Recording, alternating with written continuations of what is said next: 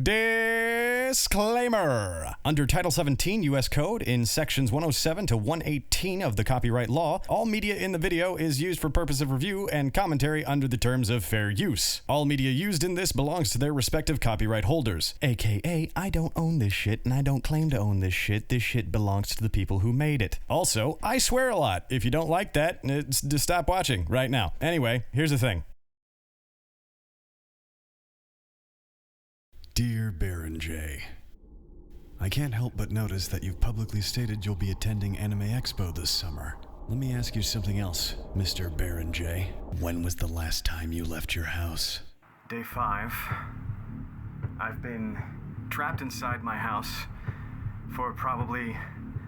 I think it's been 5 days. I really can't tell. The sun doesn't go down, and it's pretty much the same every day. I don't know how I didn't notice this before. Whatever entity that has trapped me here has said that I have to do Fist of the North Star, which I am more than glad to do. The only problem is, Anime Expo is in a month, and I've still got 75 episodes to go. So, I'm gonna have to train.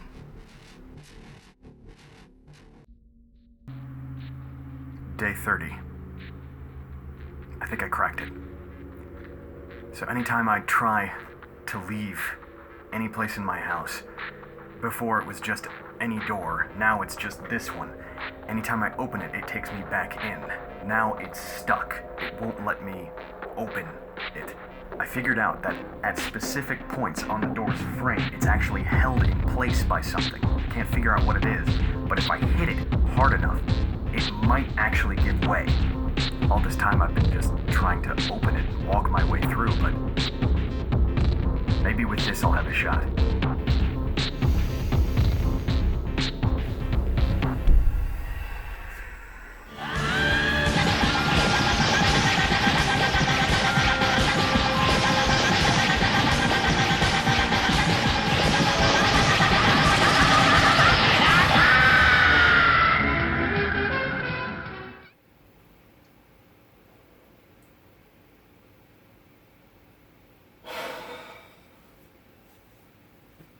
Fine.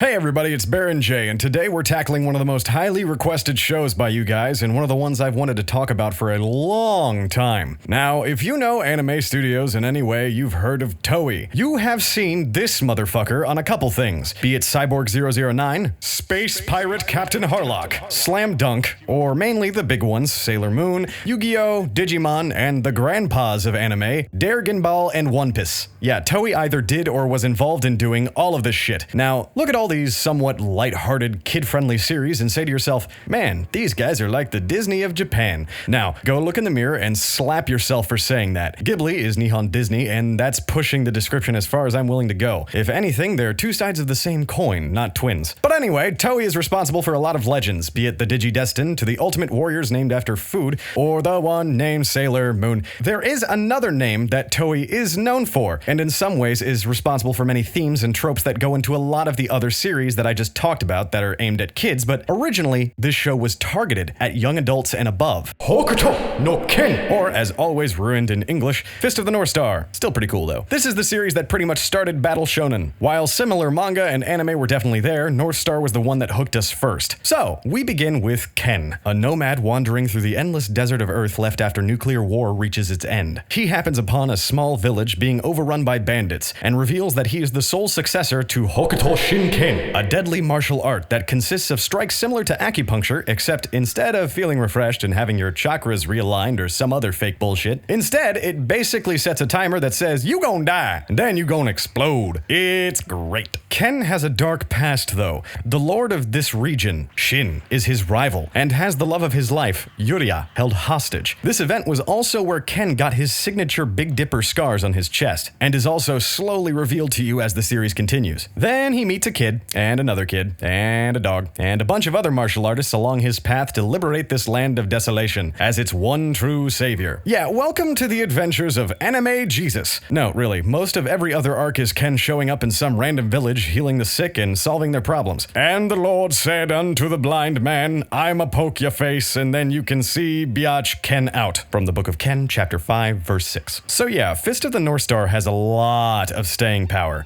It's still, and with this video hopefully continually, being discovered all the time, and people love it, with good reason. See, with a lot of pre-1990-ish anime, there's a lot of issues with predictability, run-on arcs, reuse and rehashing of scenes and sequences that cause it to be somewhat boring when compared to newer content. However, Fist of the North Star is also guilty of these, reusing a lot of fight sequences frequently in every season's weaker episodes. But what sets it apart is the dynamic nature of its reuse. Oftentimes you'll see the same punches being thrown, but from different angles and mirrored directions. I can't say for sure whether North Star was the first to pioneer this. Hell, I'm pretty sure it was in fucking Astro Boy, but there is a defined stylization that makes it work for Ken. Typically, all of this reuse follows the eye of the viewer. Because of this, it makes it very engaging, even though you're seeing the same scene twice. One of the other cool things is the characters. Ken is the ultimate badass for the sake of advancing the plot, but unlike other black swordsmen and this carrot monkey, Ken is typically silent, brooding, and doesn't hold back when people's lives are on the line. Add this in with his tragic backstory, and you've got yourself a cool fucking dude. The dynamic between Shin and Yuria is also fascinating to watch. A slightly one-sided love triangle is engaging, and is only made more tense with the knowledge of how powerful Shin is. The kids even have some time to do some shit. Bat is probably actually a genius for making this fucking car that gets a bazillion miles to the gallon. Also, sometimes he does some funny shit, and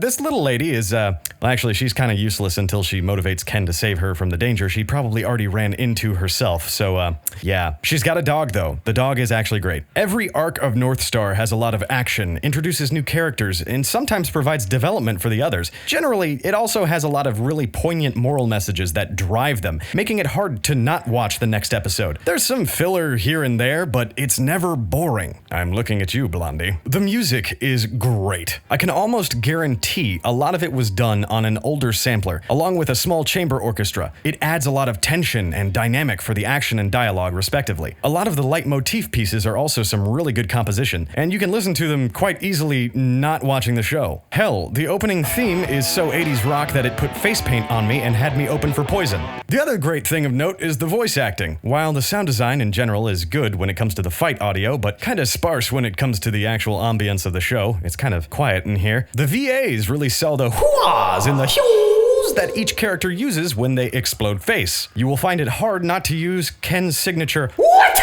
So, should you look at Fist of the North Star? You know, it is a tough decision, it is a little dated, and there's a lot of it. So, you know, I can't really nail down a solid answer for you. Oh wait, I can. Yes, absolutely. This classic series, and even the movie that goes along with it, are absolutely worth it. Both for the show's classic nature and for its actual content. In short, Fist of the North Star kills it. Or, as I should probably put it was already dead.